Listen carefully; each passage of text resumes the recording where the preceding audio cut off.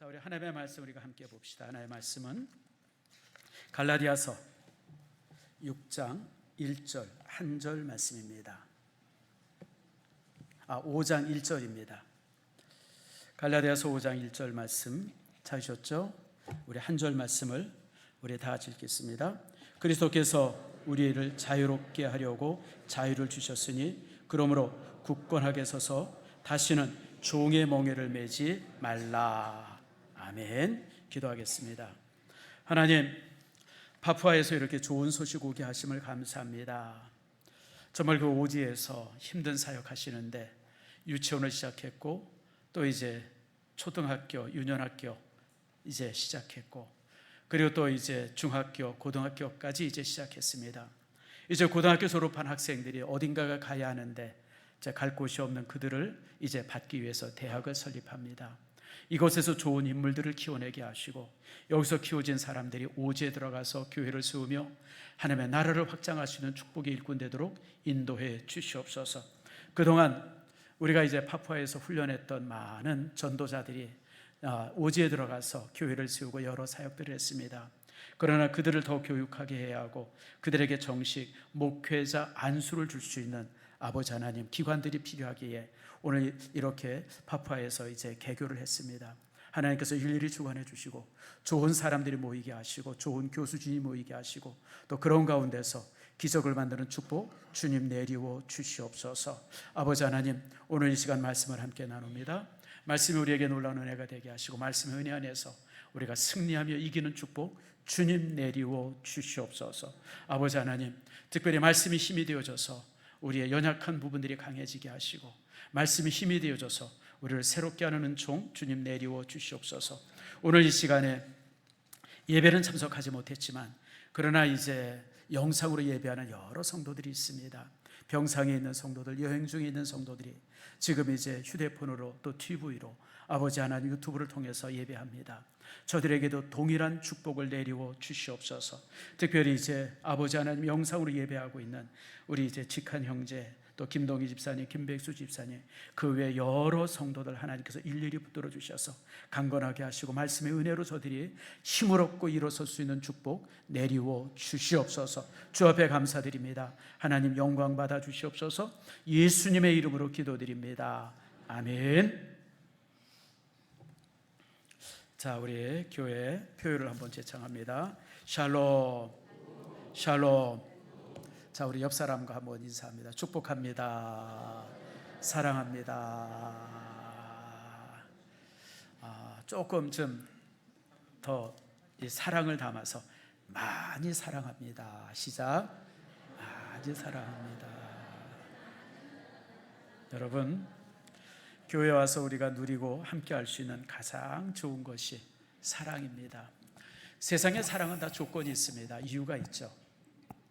여러분, 세상 사람들이 여러분한테 뭔가 이렇게 좋은 거 해준다, 공짜로 해준다 그러면 조심하세요. 제가 종종 얘기하지만 세상에 제일 비싼 게 공짜입니다.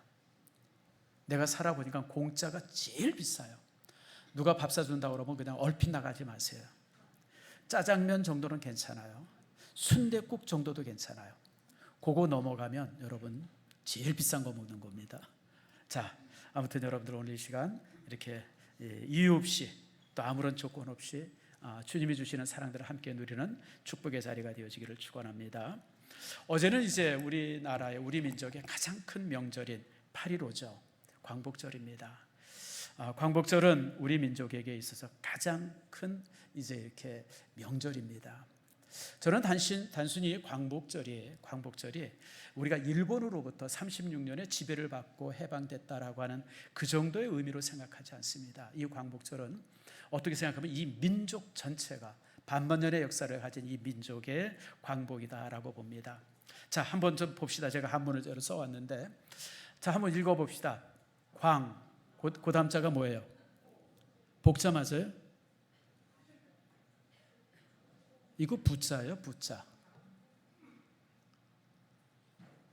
되돌아올 부자예요. 부활절 할 때 이 부자 쓰잖아요. 여러분, 이게 수능 요즘은 젊어서 우리 때 수능 시험 볼 때 이거 시험에 참 많이 나왔어요. 이 부자를 맨 앞에 쓸 때 뭐라고 읽냐, 중간에 쓸 때 뭐라고 읽냐. 그래서 부할 그러면 요건 부자로 이렇게 쓰고, 그 다음에 이제 광복하면 요게 이제 복자로 있습니다. 예, 무슨 복자예요? 돌아올 복자입니다. 다시 찾을 복자입니다. 다시 말하면 빛을 다시 찾았다라고 하는 거. 빛을 단순히 찾은 게 아니라 어떻게 해요? 다시 찾았다. 또 이게 부자로 쓰여지면 그 이제 부활 그러면 생명을 다시 찾았다는 거예요. 다시. 그래서 이제 우리가 이제 광복을 이제 한문을 이렇게 씁니다. 제가 왜 이 말씀을 드리냐면 잃었던 것을 우리가 다시 찾은 거죠. 자유를 찾았고요.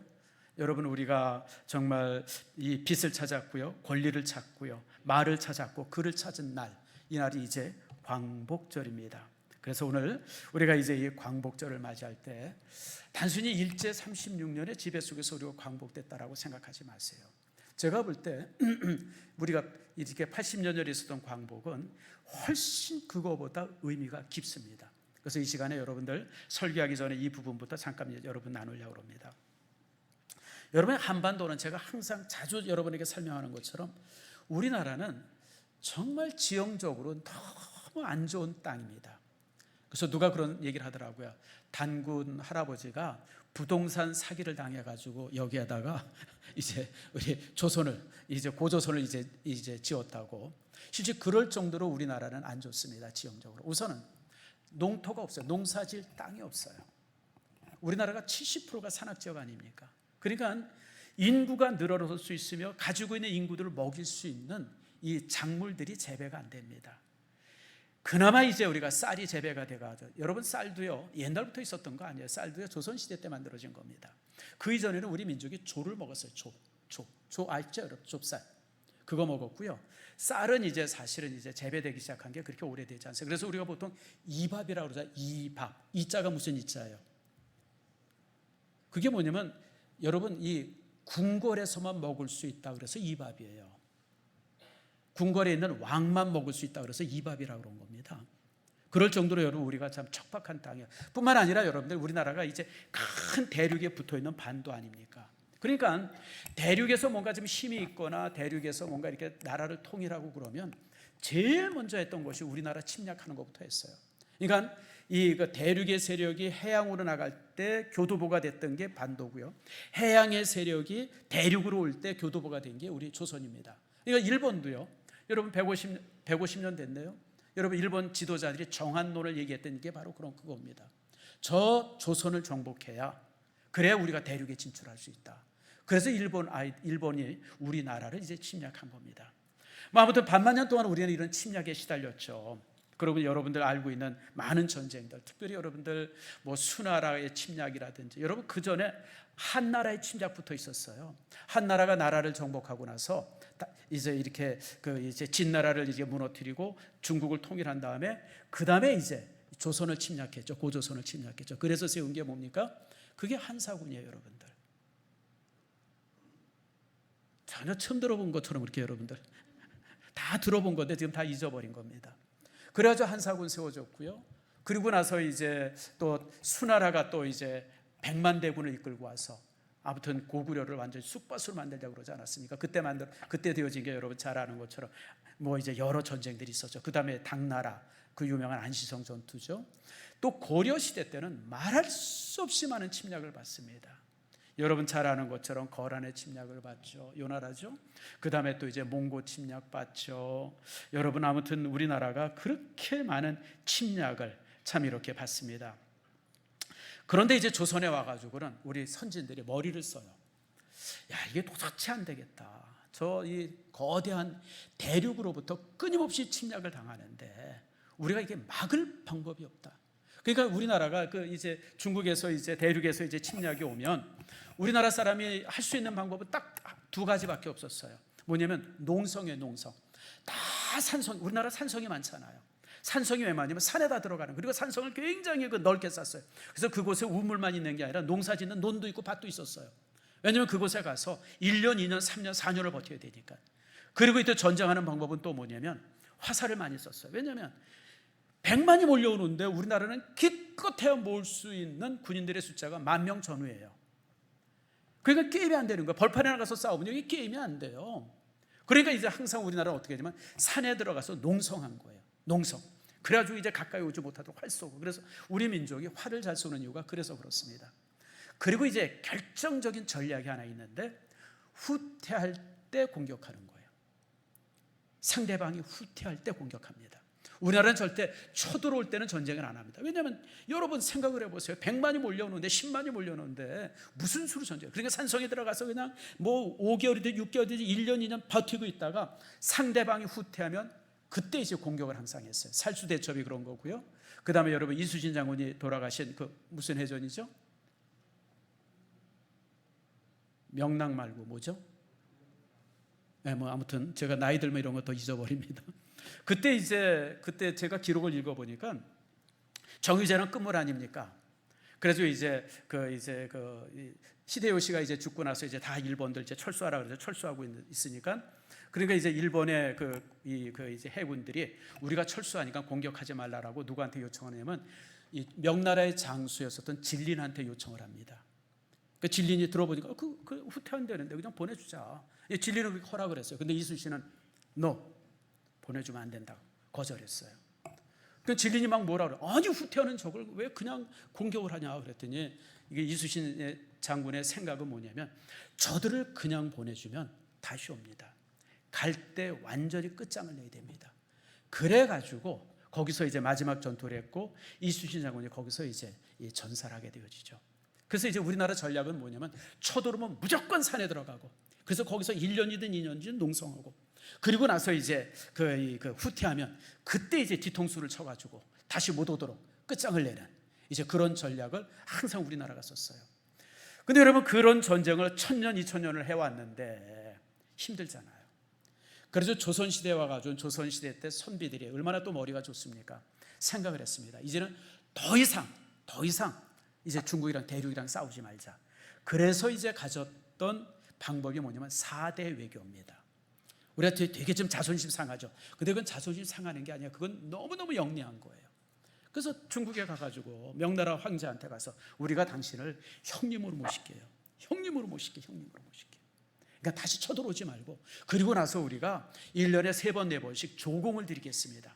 우리가 이렇게 달래는 거 다 드릴게요. 우리나라에서 나는 인삼이라든지 산삼이라든지 아니면 무슨 뭐 우리나라에서 나는 금이라든지 또 뭐 이런 거 저런 거 필요한 거 우리가 다 드릴 테니까 우리 쳐들어오지 마세요. 그래가지고 만든 게 조공무역입니다. 여러분, 중국과 조공무역을 조선시대 때는 500년을 했어요. 그럼 이제 중국에서는 그 조공을 받고선 그냥 놔두는 게 아니라 그만큼의 물건을 또 우리에게 보내줍니다. 이게 무역이었어요. 그래서 여러분들, 조선시대 때 조공은 단순히 우리가 중국에다 물건을 갖다 준 게 아니라 무역을 한 거예요. 우리가 이만큼 전해주면 또 중국도 그만한 양을 우리에게 줬어요. 그래서 이제 조공이 일종의 무역이었습니다. 무역. 그리고 이제 500년을 지났는데 이게 얼마나 자존심 상해요. 껄핏하면 보내달래잖아요. 그리고 또 이제 제일 힘든 게 뭐냐면 여자를 보내달라는 거예요. 처녀들을. 그래서 이제 처녀들을 보내주면 황실에 무슨 이렇게 시녀를 쓴다든지 뭐 이제 그런 식으로. 그러니까 이제 그래서 우리나라에 만들어진 게 여러분들 조혼 제도가 그래서 만들어진 겁니다. 아이가 이제 12살, 3살 넘어가면 빨리 시집을 보냈어요. 그래가지고 이제 여자들 이제 처녀들 징발하려고 그랬을 때 보면 다 집안에 우리 처녀 아무도 없습니다. 애랑 이제 메르류밖에 없습니다. 이래가지고 그걸 피해봤던 게 이제 그렇죠. 그러면서 이제 우리가 500년을 그러고 지내왔어요. 그러다가 조선 말기에 드디어 이제 우리가 이제 독립을 하죠. 첫 번째 독립입니다. 그게. 근데 그 독립이 어떻게 되냐면 청일 전쟁이 끝나면서 독립이 된 겁니다. 우리나라에서 이제 청나라와 일본이 그냥 대판 붙죠. 그리고 결국 청나라가 이제 집니다. 그러면서 청나라의 모든 세력이 물러갑니다. 그래서 우리나라가 그때 독립을 해요. 그래서 그때 독립을 해가지고 어떻게 합니까? 그때 영화문입니까? 무슨 뭐 이렇게 이제 청나라 사신들을 이렇게 받아들이던 그 자리에 그 문이 큰 거 아닌데 그거 부셔버리고 거기다가 뭘 세워요? 그게 독립문 세워요. 그래서 우리 독립문이 있던 자리가요, 여러분들 조선시대 때는 이 중국의 사신을 받아들이던 문이 있던데요. 그거 부셔버리고 그리고 거기에 이제 독립문 세우고. 참 역사가 참 아이러니한 게 그때 독립문 세울 때 제일 많이 헌금한 사람이 누구냐면 이완용입니다. 그리고 지금도 써 있는데 그 독립문이라고 써 있는 그 글씨 있죠. 그걸 누가 썼냐면 이완용 글씨입니다. 띄워버려야 되는데 그게 역사니까 지금 못 뛰고 있는 거예요. 이완용이 제일 돈을 많이 냈고 그 서재필이랑 이완용이 중심이 돼서 독립문을 세웠는데, 아무튼 그래서 참 그 독립문 바라볼 때마다 좀 찝찝해요.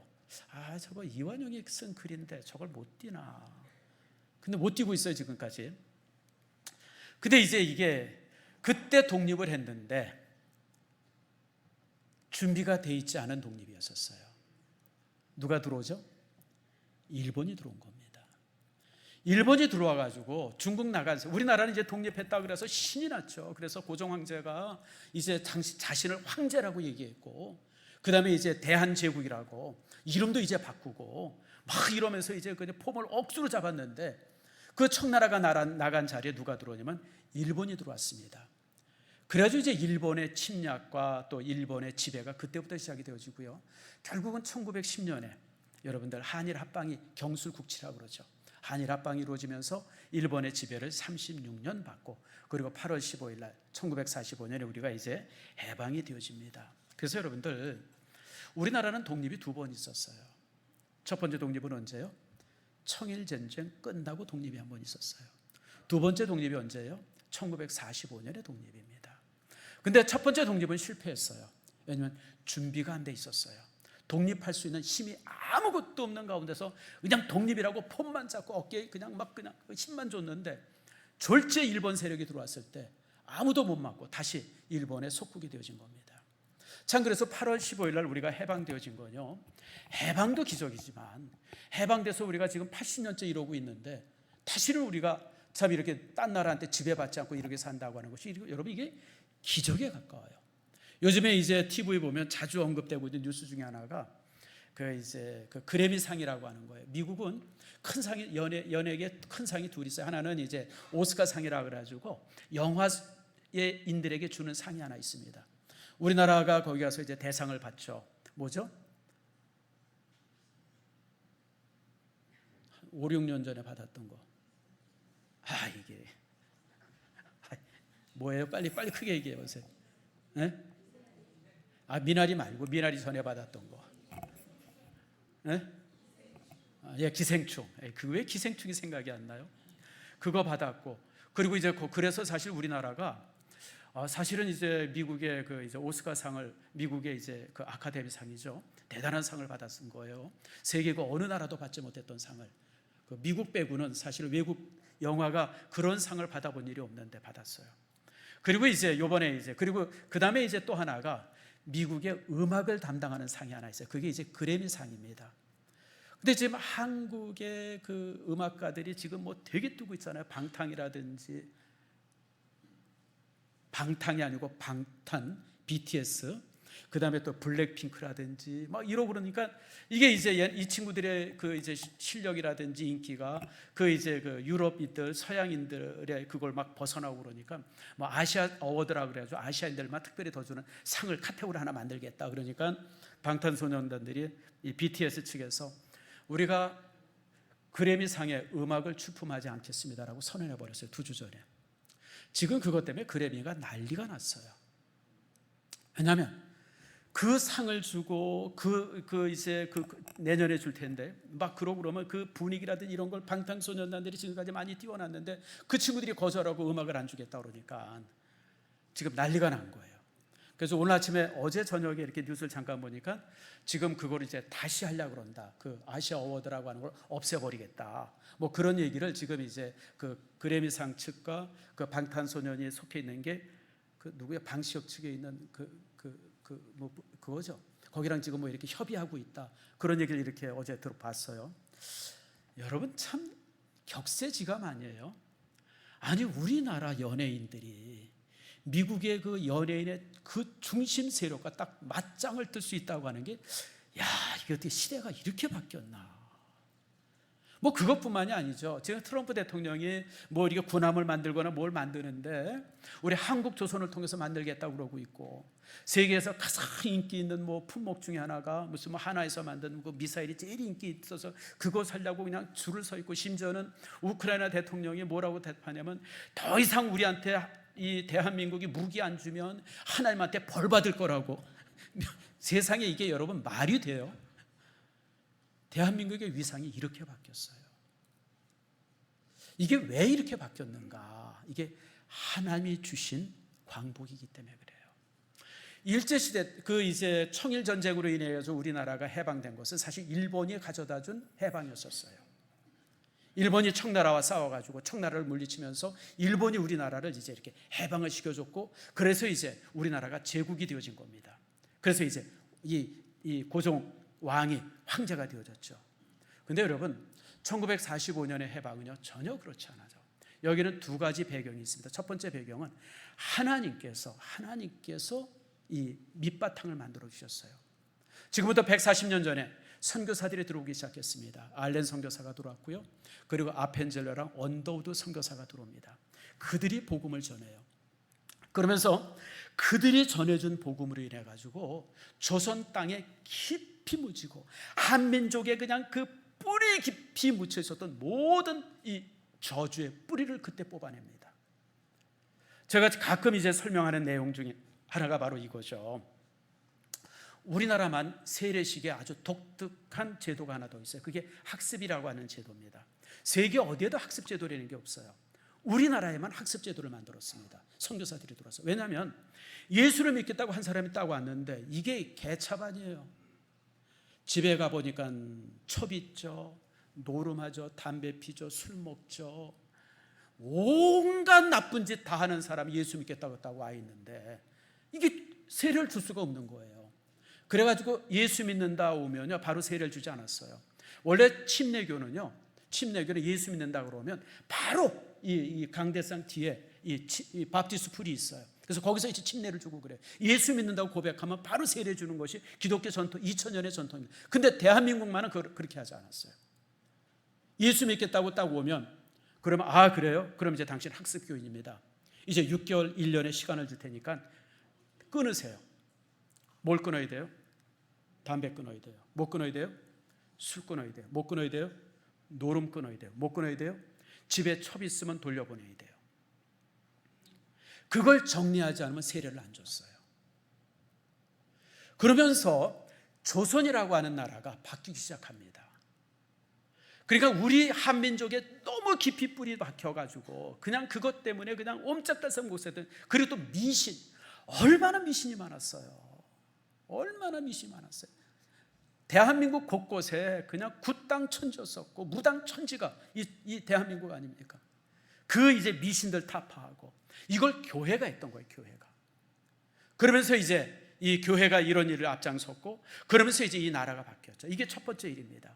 다시 말하면 이 우리 민족의 그 이 밑밥, 텃밭을 가꾼 것이 복음입니다. 그리고 두 번째, 일제 36년을 통해서 하나님께서는 교회를 통해서 사람을 키우게 하셨어요.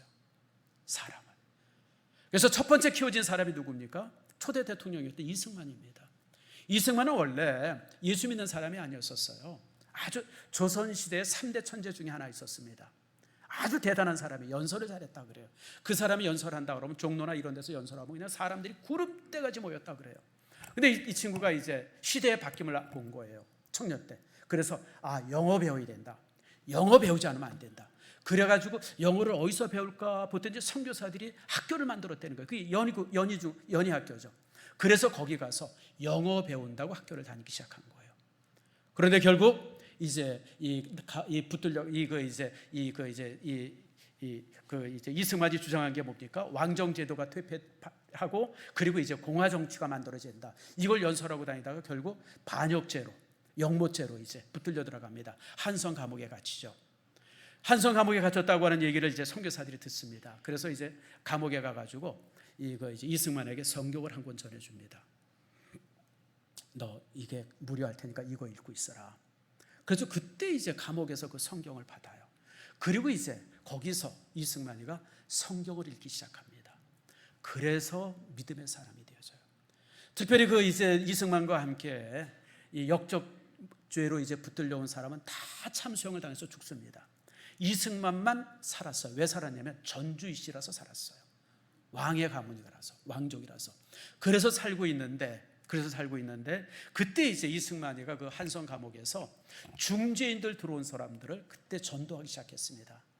그래서 월남 이상제라든지 이런 대단한 사람들, 감옥에 온 사람들, 이승만이가 그래서 이승만은요 초대 전도왕입니다. 대한민국 최초의 전도왕이 누구냐면 이승만이었어요. 감옥에서 전도를 했어요. 앞으로 우리 교회가 이제 한 3주 후에 이제 새생명 축제를 하는데, 여러분, 이승만은 감옥에서 수십 명, 수백 명을 전도했어요. 그래서 그렇게 해서 이제 교회가 사실은 이제 사람을 키우기 시작했습니다. 여러분 알고 있는 대단한 사람들이 있죠.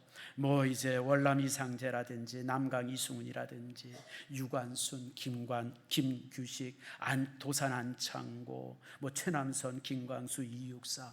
사실 우리가 알고 있는 일제시대 때 인물들은 다 교회에서 키워낸 사람들이에요. 그리고 해방이 되고 그 사람들이 대부분 뭐가 되면 재원의원이 되어집니다. 우리가 가지고 있는 헌법을 그분들이 만들어요. 재원의원들의 80%가 크리스찬이었습니다. 목사 장로가 절반이었어요. 여러분, 하나님께서 그렇게 만들어주셨어요. 사람을 키워주셨고 이 땅에 뿌리 깊이 내린 저주의 뿌리들을 뽑아주셨어요. 그렇기 때문에 해방되고 나서 5년 후에 전쟁이 나지 않았습니까? 6.25 전쟁. 그 전쟁을 버텼던 것이 바로 이 믿음의 사람들 때문에 전쟁이 버텨진 거예요. 그러지 않았으면 우리나라는 이미 여러분 80년에 공산주의 됐습니다. 우리 지금 김정은이 밑에 가지고 아바이 동무 뭐 이러고 있을 거예요. 교회가 그 밑밥을 만들어. 그래서 여러분 8.15 강복은 너무너무 감사한 거예요. 하나님께서 여러분들, 제가 역사 공부를 여러분 이 시간에, 왜냐하면 광복절이기 때문에 시킵니다. 우리나라는 2번의 해방이 있었어요. 잘 기억하세요. 첫 번째가 청일 전쟁 끝나고 있었던 해방이 첫 번째 해방입니다. 그런데 그 해방은 실패했어요. 왜요? 일본 세력이 들어왔기 때문에. 이제 두 번째 해방이 80년 전에 있었던 8.15 해방입니다. 그런데 이 해방은 아직은 성공입니다. 왜냐하면 여러분들, 우리가 지금 이제 해방되고 나서 80년을 지내오면서 지금 우리나라 위상이 얼마나 높아졌어요. 진정한 해방이 있어졌는데, 그런 진정한 해방의 밑바탕을 누가 만들어 주셨어요? 하나님이 만들어 주신 거예요. 교회가 만든 겁니다. 그래서 우리가 지금 그 복을 누리고 있음을 여러분 기억하시면서, 이 8.15 해방을 여러분 지나면서 그저 우리 선진들이 참 이렇게 독립운동 많이 하셨다, 그것만 기억할 것이 아니라 해방의 기반을 하나님이 만들어 주셨음을 감사할 수 있는 여러분들 되어지기를 바랍니다. 자, 그런데 이제 오늘 본문은 이렇게 우리가 이제 종교적으로, 종교적이 아니라 정치적으로, 사회적으로, 또 뭐 어떤 국가적으로 이런 해방을 얻었지만 또 다른 해방이 있음을 우리에게 말씀하고 있습니다. 그게 오늘 우리가 읽은 5장 1절에 있는 말씀입니다. 자, 5장 1절 말씀 다 한번 펴보세요. 그리고 펜을 가지고 있으면 여기다 밑줄을 딱 그으세요. 그 옆에 가로를 딱 치세요. 가로 열고 거기다가 글을 하나 써놓으세요. 뭐라고 써놓냐면 기독교의, 이게 뭐냐면 기독교의 그 자유헌장입니다. 자유대헌장. 그래서 우리의 신앙에 있어서 참 중요한 말씀인데요, 오늘 이제 이 자유를 말하죠. 자, 5장 1절 말씀 제가 봅니다. 그리스도께서 우리에게 자유롭게 하려고 뭘 주셨어요? 자유를 주셨으니 꼭 암송하세요. 여러분, 주님께서 우리에게 자유를 주셨어요. 오늘 이 부분을 여러분들과 이제 함께 이제 나누려고 합니다. 여러분, 모든 사람들은 하나님의 형상으로 창조된 위대한 존재입니다. 창세기 1장에 보면 하나님께서 인간을 만드셨어요. 잘 보세요. 하나님께서 자신의 형상대로 사람을 만드셨어요. 흙으로 만드셨어요. 그리고 그 코에 뭘 불어넣으셨어요? 생기를 불어넣으셨어요. 하나님께서 자신의 혼을 인간에게 담으신 거예요. 그래서 인간은 뭐가 됐다고요? 뭐가 됐어요? 따라합시다. 생명이 되었어요. 여러분, 인간은요, 여러분 생긴 거나 노는 거나 이런 거 저런 거는 동물과 다 비슷하게 생겼어요. 뭐 코도 있고 손도 있고 발도 있고 뭐 걸어 다니고 뭐 비슷한 게 많아요. 근데 여러분, 인간은 동물과 전혀 다릅니다. 하나님의 혼을 가진 생명의 존재가 인간이에요, 여러분들. 그게 우리예요. 그런데 그게 우리 인간인데, 이 인간인 우리가 죄로 인해서 이 자유를 잃어버립니다. 죄의 노예가 되어지죠. 참 이게 안타까워요. 벌써 30년 전이네요. 제가 이제 개척교회를 시작을 했어요. 개척교회를 시작을 했는데 여러분, 그때 얼마나 어려워요. 근데 이제 제 친구이면서 선배인 목사님이 저 장학동에서 유치원을 했어요. 선교원이에요. 그 당시 선교원이라 그랬어요. 근데 한 번은 나보고 와서 그러더라고요. 야, 정 목사, 애들 선교원이라도 보내. 근데 뭐 그 당시 선교원 보낼 돈이 어디 있어요. 근데 내가 속았어요. 뭐라고 속았냐면 깎아줄게. 그 말에 속아가지고 깎아준다는 말에 내가 이렇게 이 비용 돈 많이 안 받을게. 뭐 이렇게 아주 필요한 것만 조금 받을게. 그래서 사실 이제 우리 둘째 놈을 이제 선교원에 보냈어요. 보내고 나서 이제 궁금하잖아요. 뭘 배워왔는지. 그래가지고 이제 그 뭘 배웠나 이제 물어봤습니다. 이제 한 두 번째인가 갔다 오고 나서 그래서 이제 뭐 물어보니까 입에서 탁 튀어나온 게 뭐부터 튀어나왔을까요? 누가 손 들어보세요. 누가 욕이라 그랬어요? 경험해. 이놈이 욕부터 하더라고요. 욕부터. 아니 선교원에 가서 제일 먼저 배운 게 욕이에요. 애들이랑 놀다 보니까 이 자연스럽게 배운 거예요. 자, 한번 물어봅시다. 낳은 자식이 이 땅에서 좀 영리하게 잘 살기 위해서 거짓말 가리킨 사람 손 들어보세요. 야, 너로 거짓말 잘해야 된다. 두 번째, 사기 잘 쳐야 된다. 사기 가리킨 사람 손 들어보세요. 욕 잘해야 된다. 손 들어보세요. 누구랑 싸울 때 저기 영 안 되면 돌 들고, 돌로 안 되면 부엌에 가서 칼 들고 나와야 된다. 가리킨 사람 손 들어보세요. 이거 가리킨 사람 아무도 없어요, 여러분들. 누가 그런 걸 자식한테 가르쳐요? 정직해야 된다, 바르게 살아야 된다, 거짓말하면 안 된다. 우리가 매일 가르치는 게 그런 거죠. 근데 애들은 전혀 다르게 다 키워지잖아요. 왜 그래요? 따라합시다. 죄의 노예가 돼서. 죄의 노예가 돼서 그래요. 아무리 바르게 살려고 생각하고 아무리 정직하게 살려고 그래도요, 이게 죄의 노예가 되어져. 그냥 죄에 이끌려 사는 거예요. 이끌려 사는 거예요. 죄의 문제는 인생의 가장 큰 문제예요, 여러분들. 사실 그래서 모든 종교인들이 가장 고민했던 문제가 이 죄 문제예요. 대표적인 종교가 불교 아닙니까? 석가모니가 왕자로 있다가 바깥에 나와 보니까 죽는 사람 본 거예요. 병든 사람 본 거예요. 이것 때문에 고민을 되게 하는 거예요. 결국 이제 출가해가지고 이제 그가 이제 불교라고 하는 종교를 창시하지 않습니까? 그때 석가모니가 아주 중요한 얘기를 합니다. 인간이 왜 고통받는가? 인간이 왜 죽음의 고통이 있는가? 인간이 왜 저렇게 힘들게 사는가? 이유는 딱 하나다. 죄, 욕심 때문이다. 욕심 때문에, 집념 때문에 가지고자 하고 더 가지려고 그러고 더 많이 가지고 더 높이 올려고, 이런 집념이 인간을 고통스럽게 하고 인간에게 이런 이 죽음이라고 하는 고통을 가져다 준다. 그래서 우리 인간이 행복하게 살려면 이런 집착, 이런 죄를 멸해야 된다. 그래서 그게 만들어진 불교의 가장 기본 교리, 사성제예요. 고집멸도. 인간은 고통이 있고 그 고통은 집념 때문에 오는 거고, 그 집념을 멸하면 뭐가 와요? 도에 이른다. 이게 고집멸도라는 사성제예요. 그걸 가지고 설파하고 그걸 가지고 이제 불교를 만듭니다. 그러면서 그런데 이제 중요한 것은 어떻게 하면 그 죄, 그 집착을 멸할 수 있냐? 세 가지 방법을 얘기하죠. 첫 번째가 명상이에요. 명상해라. 두 번째가 뭐냐면 금욕해라. 세 번째가 뭐냐면 고행해라. 그래서 불교인들이 고행하는 거예요. 명상하고. 그 왜 하냐면 그 속에 있는 죄를 멸하기 위해서 그런 거예요. 근데 여러분, 명상한다고 죄가 멸해질까요? 고행한다고 죄가 멸해집니까? 금욕한다고 죄가 멸해집니까? 여러분 굶으면 여러분 먹는 데에 대해서 여러분 막 자유할 수 있어요? 굶으면 더 먹고 싶죠.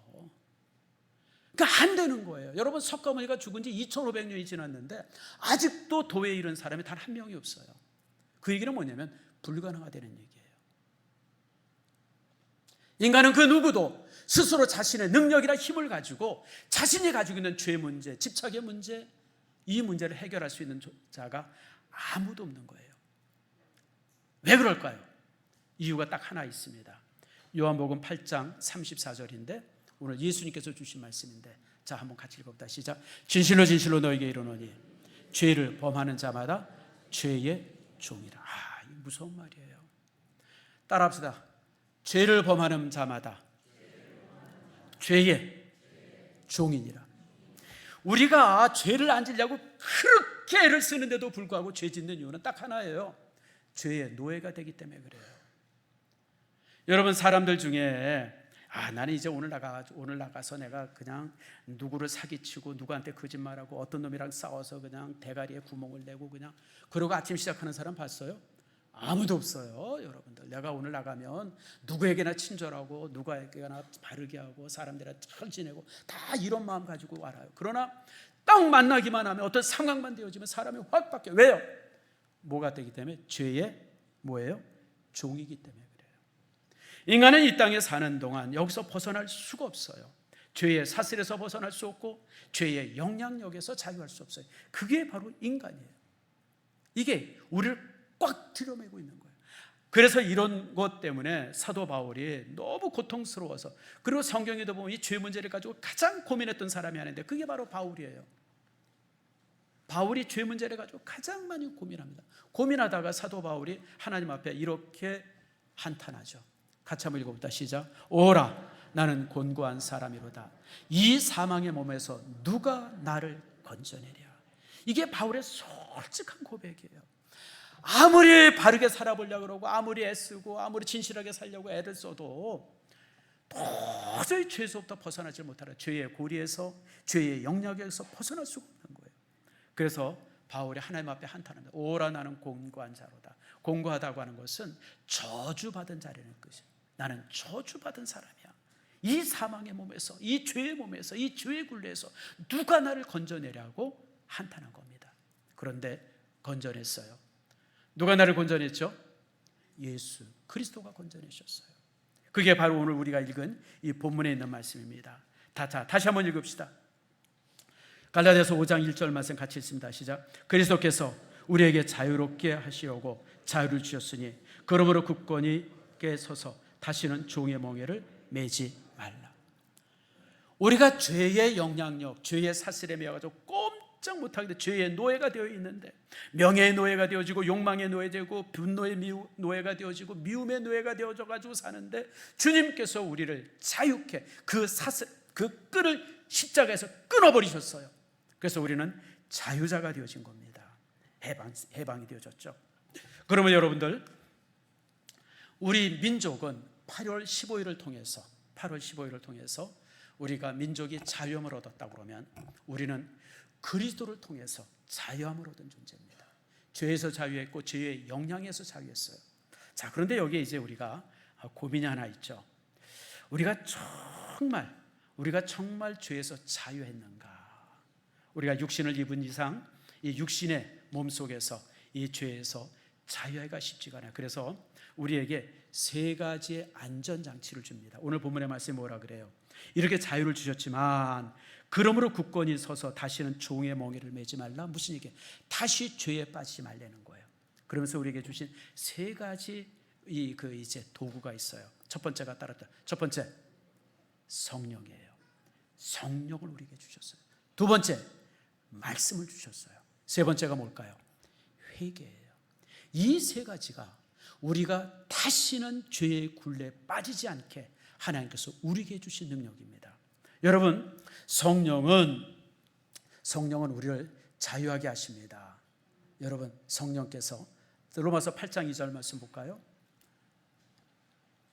자, 같이 한번 읽습니다. 시작. 이는 그리스도 예수 안에 있는 생명의 성령의 법이 죄와 사망의 법에서 너를 해방하였습니다. 내 의지가 아니라 누구의 도움이에요? 성령의 도움 속에서 우리가 자유할 수 있어요. 두 번째는 말씀이죠. 요한복음 8장 32절 말씀, 너무 유명한 말씀이에요. 같이 읽어봅시다. 시작. 진리를 알지니 진리가 너희를 자유롭게 하리라. 진리가 뭐죠? 하나님의 말씀이에요. 말씀은 우리를 얽어매는 책이 아니라 우리에게 자유를 주는 책이에요. 말씀의 자유죠. 하나가 더 있습니다. 요한복음 13장 5절 말씀인데요.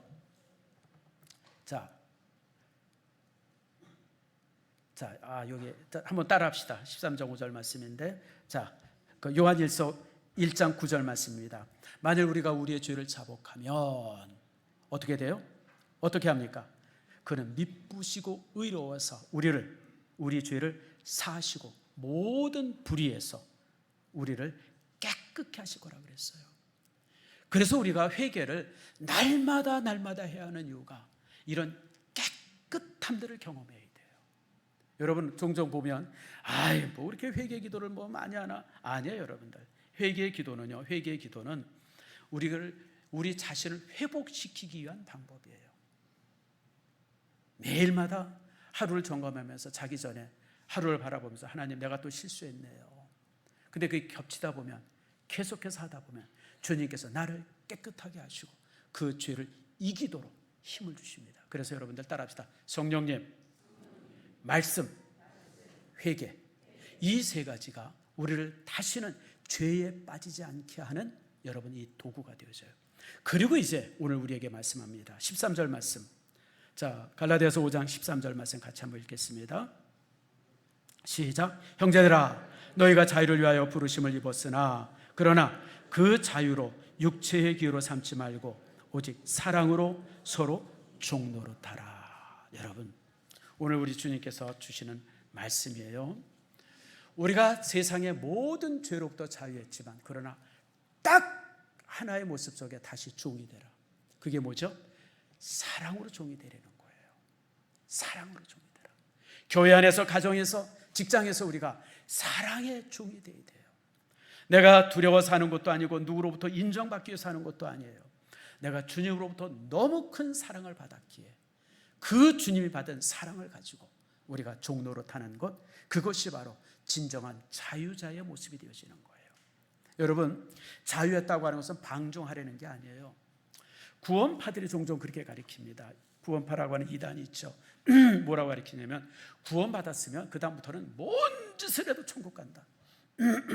주일날 교회 안 다녀도 되고 11조 안 해도 되고 성수주일 안 해도 되고 뭐 도둑질 해도 되고 뭐 강도질 해도 사람을 죽여도 괜찮아. 구원받았으면 그게 영원한 거야. 괜찮아. 마음대로 해. 그게 구원받. 그래서 이단이에요. 성경 어디에도 그런 말씀이 없어요. 우리가 구원받았기 때문에 다시 뭐가 되라고요? 뭐가 되라고요? 사랑의 종이 되려는 거예요. 사랑의 종이 되라. 가정에서 사랑의 종이 되고 교회에서 사랑의 종이 되어야 돼요. 직장에서도 우리가 사랑의 종이 되어야 돼요. 그게 바로 그리스도의 향기를 풍기는 우리 성도의 모습이 되어지는 겁니다. 말씀을 맺습니다. 사랑하는 성도 여러분, 올해 이제 8.15 광복절입니다. 우리 민족의 역사를 제가 잠깐 봤어요. 우리 민족은 두 번의 광복이 있었어요. 첫 번째 광복은 언제라고요? 8.15 청일전쟁 후에 되어진 광복이었었어요. 그래서 우리가 황제국이 되어지지만 그때는 준비가 되어 있지 않았었어요. 바로 일본에 의해 다시 지배를 받고 36년 동안 우리가 고통을 받습니다. 그리고 이제 45년 8월 15일에 우리가 해방이 되어집니다. 근데 그때는 준비가 됐었어요. 그 준비를 누가 시켜줬어요? 하나님이 시켜주신 거예요. 우리 민족의 저주의 뿌리를 뽑아주고 그리고 이 땅에 정말 좋은 기독교의 그 주님의 종들, 일꾼들을 만들어 주셨어요. 우리가 아는 그 참 수없이 많은 사람들, 그들이 대부분 교회에서 키워낸 사람들입니다. 그들에 의해서 해방이 되어졌고 그리고 나서부터는 우리가 80년 동안 우리가 정말 다른 것에 지배받지 않고 우리나라가 정말 세계적으로 우뚝 서는 민족이 되어졌습니다. 주께 감사하기를 축복합니다. 동시에 주님께서는 우리를 죄로부터 해방시켜 주셨어요. 죄로부터, 모든 죄로부터 자유자가 됐습니다. 이제 여러분이 이 자유를 가지고 방종하지 아니하며 이 자유를 가지고 사랑의 종이 되어져서 더 큰 일들을 이루고 어디서나 그리스도의 향이 되어지는 여러분들 되어지기를 축복합니다.